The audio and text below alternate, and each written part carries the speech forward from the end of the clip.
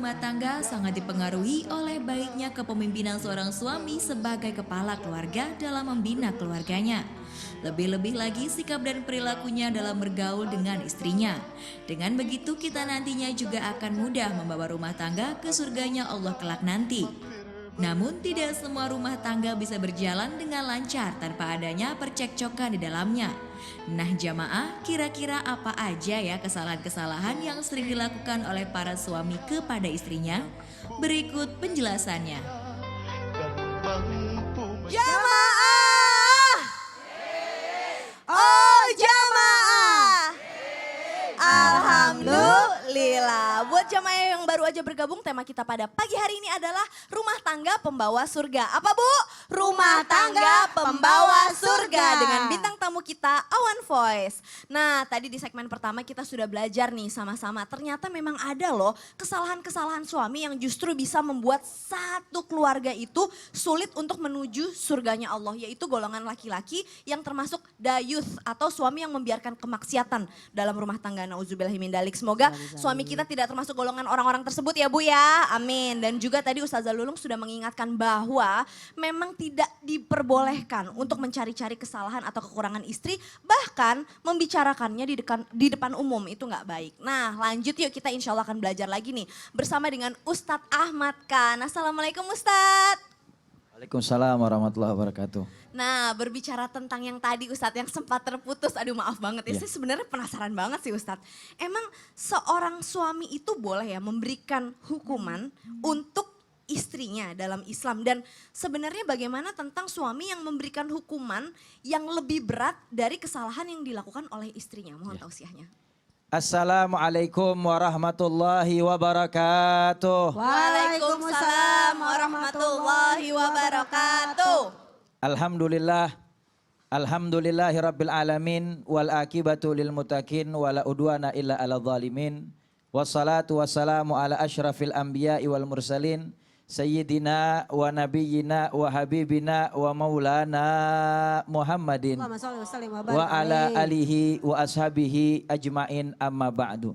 Jamaah Islam itu indah yang dirahmati oleh Allah Subhanahu wa taala. Ketika ada seorang suami memberikan hukuman yang berlebihan kepada istrinya atas kesalahan yang dia lakukan, maka suami tersebut termasuk suami yang zalim terhadap istrinya. Karena makna zalim adalah wad'u syai'in fi ghairi mahallih, meletakkan sesuatu bukan pada tempatnya. Jadi ketika seorang suami memberikan hukuman kepada istrinya sedangkan melebihi daripada kesalahan yang dia lakukan atau melampaui batas, maka ini termasuk daripada perbuatan zalim yang tidak disuka oleh Allah Subhanahu wa taala. Dan seorang suami tersebut telah melakukan suatu hal yang melalaikan tanggung jawab dia. Karena seorang istri adalah amanah yang dititipkan oleh Allah Subhanahu wa taala kepada suami. Dan di dalam kitab Syarah Uqudul Lujain fi Bayani Huquqi Zaujain yang dikarang oleh Imam Nawawi, Rasulullah sallallahu alaihi wasallam bersabda dalam hadis riwayat Imam Tabrani dan Imam Hakim, kata Rasulullah sallallahu alaihi wasallam, hakul mar'ati ala zauji, adapun hak-hak seorang istri yang wajib dia dapatkan daripada suaminya, an yut'imaha idza ta'ima. Yang pertama, hendaklah dia memberi makan kepada istri sesuai dengan apa yang dimakan suami.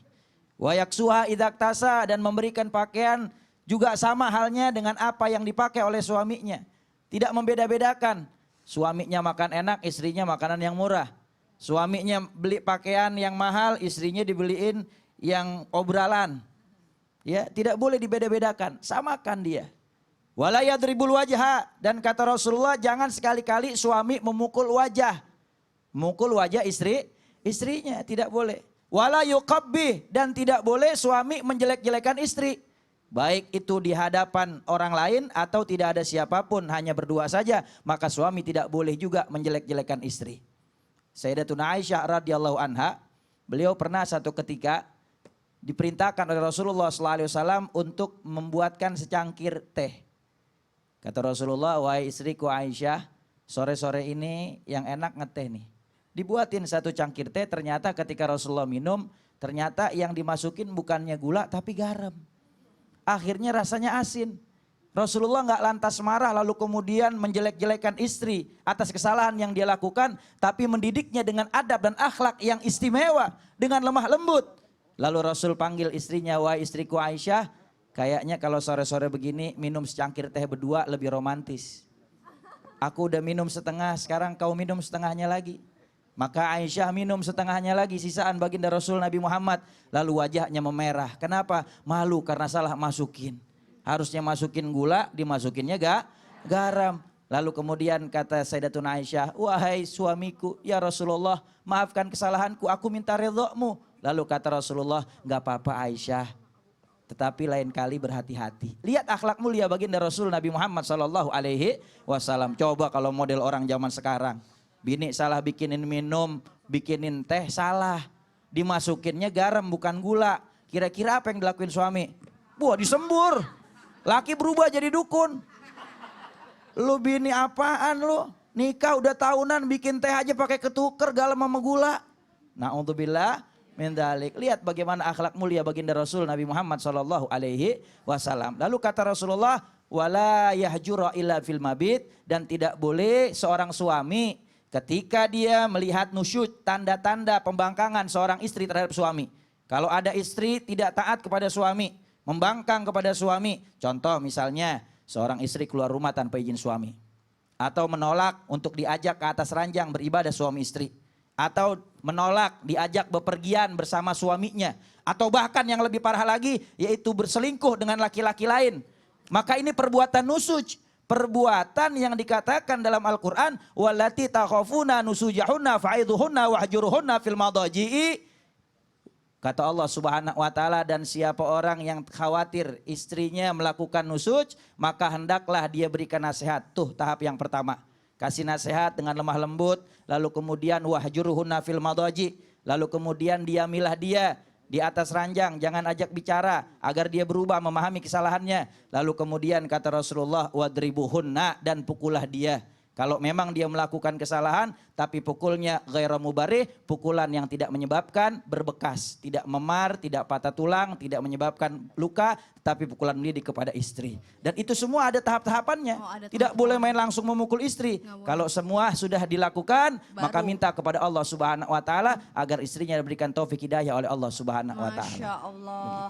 Artinya memang kalau kita mengaku cinta kepada baginda Rasul, dekat dengan Al-Quran, cinta kepada agama Islam, harusnya kita semakin menunjukkan kedamaian dalam diri kita ya. Jadi bukan main asal marah-marah atau apa. Segala sesuatunya ada konsepnya dan ada contoh tuntunannya. Gitu, Masya Allah, jazakallah khair. Terima kasih banyak Sama-sama. Ustaz Ahmad Khan. Kasih tepuk tangan dulu dong Bu. Jamaah. Yeay. Nih sekarang kita akan memberikan kesempatan kepada jamaah yang ada di rumah untuk bertanya nih kepada guru-guru kita. Saya akan mengundang Ustadz Syam dan juga Ustazah Lulung. Silahkan untuk ke tengah-tengah. Karena udah banyak banget di pertanyaan yang masuk ke media sosialnya Islam itu indah. Yang pertama yang akan kita bacakan adalah dari hamba Allah. Assalamualaikum Habib Ustadz atau Ustazah, apakah sikap saya salah? Saya tidak mau mengunjungi rumah mertua karena saya tidak ingin membicarakan orang lain. Karena setiap berkunjung pasti membicarakan si inilah, si itu. Saya ingin mengurangi perbuatan itu, tetapi suami saya suka suruh-suruh saya untuk menemani ibunya. Bahkan saya tidak pernah berkumpul dengan tetangga. Terima kasih. Ustadz Syam gimana nih? Masya Allah, semoga Allah memberikan kebaikan kepada ibu yang berusaha untuk menghindari yang namanya gibah. Ya, karena tidak susah untuk menghindari gibah ya Bu ya. Karena gibah itu gosip ya, semakin digosok makin sip ya. Nggak enak rasanya kalau nggak bergosip. Semoga Allah memberikan kebaikan kepada ibu. Akan tetapi bagaimana kalau mertua yang ngajakin bergibah tuh? Apalagi suami yang nyuruh kita untuk datang ke rumah mertua, nemenin ibunya, tahu-tahu sampai ke sana ibunya kerjaannya cuma bergibah saja, bergosip saja. Apakah boleh? Saya tanya dulu ibu-ibu. Ibu boleh nggak gabung kepada orang yang sedang bergosip? Boleh nggak? Nggak boleh. Apa yang kita lakukan ketika teman-teman kita sedang bergosip? Pergi, menghindar. Nah, belum tentu. Boleh saja kita bergabung, tapi kita punya tugas di dalamnya. Tugasnya apa? Kita yang sebut kebaikannya orang itu. Misalnya mertuanya lagi ngomongin kejelekannya. Tahu nggak tetangga kita itu begini. Kita yang langsung motong. Tapi Bu, dia juga begini Bu. Saya pernah lihat dia baik banget loh. Saya pernah lihat begini. Kita gunanya di sana apa? Fatabayyanu. Kita yang gunanya untuk klarifikasi dalamnya. In ja'akum fasiqum binaba fatabayyanu. Kalau ada berita-berita rumor-rumor yang buruk, tugas yang pertama bukan langsung pergi daripada rumor tersebut. Tapi yang pertama kita lakukan adalah fatabayyanu. Kata Rasulullah, kalau kau lihat satu kemungkaran, falyughayyir biyadi, halangi dengan tanganmu. Fa illam yastati, enggak bisa dengan mulutmu, enggak bisa juga dengan mulutmu, dengan hatimu doakan, ya Allah semoga mertuaku tidak membicarakan keburukan lagi. Masya Allah. Tapi jangan sampai jadi alasan. Jangan jadi alasan Jangan buat. jadi alasan buat nggak mau ngunjungin mertuanya. Karena apapun mertua juga punya hak Iya untuk dong. dikunjungi Apalagi dong. perintah suami, menuruti perintah suami adalah Masya Allah surga. Surga berkah insya Allah Insya ya. Allah. Jazakallah khair, terima kasih banyak. Lanjut ke pertanyaan berikutnya dari @_Sitia98_. Assalamualaikum Ustadz atau Ustazah. Apa hukumnya jika orang tua melarang anaknya, anak perempuan menikah dengan alasan tidak ada yang merawat orang tuanya? Nah gimana nih Ustazah Lolong? Ada seorang ibu memang sayang banget sama anaknya. Tapi sayang di sini kadang-kadang salah tempatnya pemirsa. Masa saking sayangnya anak perempuan gak boleh nikah? Lah dia punya anak nikah kagak tuh? Nikah kagak Bu? Ya punya anak gak dikasih nikah. Ini namanya sayang bukan karena Allah. Di dalam Al-Quran dinyatakan dalam surat An-Nur ayat 32. Ya kan, angkihu maka nikahilah ya kan. Nikahnya orang-orang masih sendirian, anak masih sendirian. Dia ingin nikah, usianya nikah, nikahilah. Dalam Al-Quran nyatakan adalah di sini adalah kalimat perintah. Nikahilah. Jadi kalau kita kembali kepada hal ini, laisal birro bil idoi. Bukanlah suatu kebaikan kalau mengabaikan kebaikan yang lain. Merawat orang tua bagus gak? Bagus. Merawat yang namanya mertua bagus gak? Bagus. Tapi kalau sampai kita ngerawat kemudian kita jadi tidak menikah, tidak mengikuti yang namanya sunnah Rasulullah SAW. Jadi sebagai bicarakan kepada orang tua, mama tuh kalau sayang sama aku gak begini caranya ma. Sayangnya salah tempat. Masa dia itu gak ngerawat? Kan bisa nanti kalau ada suami, kumpul bareng-bareng, bisa merawat bareng-bareng. Atau rumahnya tetanggaan. Tetanggaan, Jadi kan masih bisa deket. dekat satu sama lain, Masya bareng-bareng, Allah. kerjasama. Jazakillah khairan, terima kasih banyak Ustazah Lulung, Ustaz Syam silakan kembali ke tempat duduk. Kasih tepuk Makasih. tangan dulu dong Bu. Nah setelah ini kita masih akan lanjut menjawab pertanyaan yang masuk ke media sosial kita. Tapi sebelumnya nih kayaknya ya salah satu personil Awan Voice masih ada yang pengen nanya nih sama guru kita nih, apa nih? Assalamualaikum warahmatullahi wabarakatuh. Waalaikumsalam warahmatullahi wabarakatuh. Oke, mau tanya nih sama Al-Ustadz Kasif ya. Gini Ustadz, jadi seorang suami itu kan kadang-kadang ketika dia menerima hasil jerih payahnya, gajinya setiap bulannya dia merasa tidak terbuka. Kadang-kadang tidak terbuka gitu loh. Jadi nggak semuanya dikasih ke istri. Nggak jujur.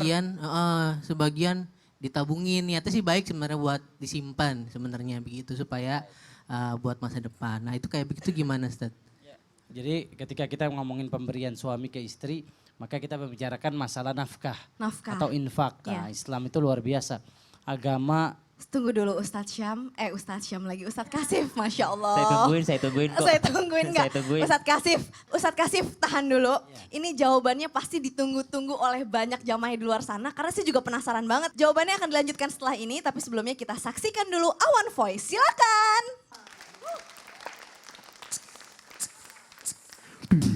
Ketika kau tak sanggup melangkah, hilang arah dalam kesendirian, tiada mentari bagai malam yang kelam, tiada tempat untuk berlabuh, bertahan terus berharap.